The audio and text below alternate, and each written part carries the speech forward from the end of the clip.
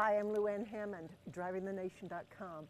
I am with Barak Matzkevich, the COO of Cartica. In the Cartica technology, we're using a different approach of unsupervised learning. And unsupervised means that we can show the system as little as one example of an object, but usually you're just doing a few in order to enable it to learn by itself. This is how the object looks like. And if we'll use your example of the bottle, if you're using the deep learning techniques, you will need to show many examples of that bottle, etc. But if you also want the system to detect it upside down, you will need to show it an example as well.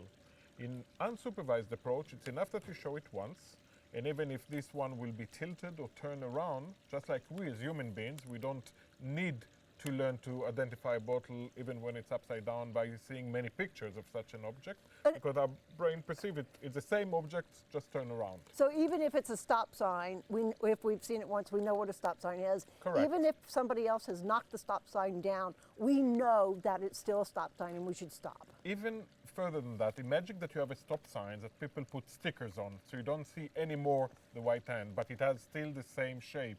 In our brain, as drivers, we know, even though we don't see specifically the end sign, this is a stop sign just covered by stickers. In our technology, it will be that the system will recognize that there is a lot of similarity in this covered sign now to the original stop sign, and it will say, okay, originally this is a stop sign. In other techniques, you will need to teach it and show it many examples of covered sign in order for it to learn that this also might be an appearance of a stop sign. So this is important because it goes faster, and everything that goes faster means you're safer. Correct. And you deal with many of those what we call edge cases. So covered stop sign is an edge case, right? You don't see it much.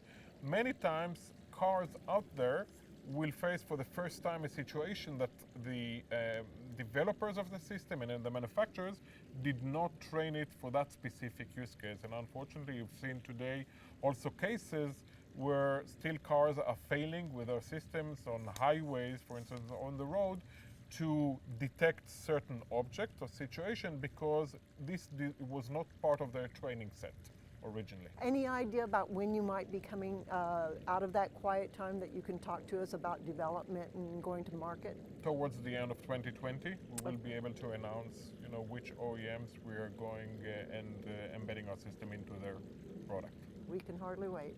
Thank you very much. Thank you. Thanks.